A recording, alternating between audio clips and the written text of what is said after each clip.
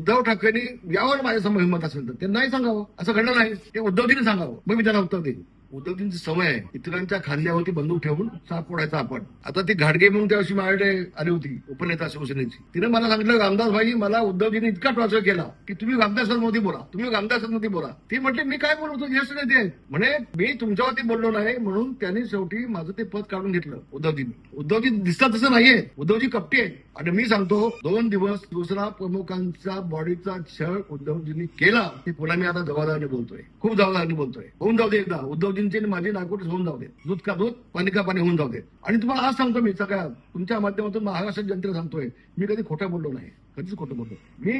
उद्धवजीला ज्यावेळेला विचारलं मातोश्रीमध्ये की उद्धवजी शिवसेना प्रमुखांच्या पायाचे ठसे घेऊन ठेवा, आमची ते जवळ आहे, मी बोललो तेव्हा उद्धवजी मला म्हटले, रामदास भाई त्यांचे हाताचे ठसे घेऊन ठेवले, तुम्ही त्यांच्या हाताचे ठसे मी घेऊन ठेवले, ते आमच्या दोघांमधलं आहे डायरेक्ट उद्धवजीने मी. मग उद्धवजी माझा तुम्हाला सवाल आहे, त्या हातांच्या ठशांचा उपयोग तुम्ही कशासाठी केला त्या मला सांगा.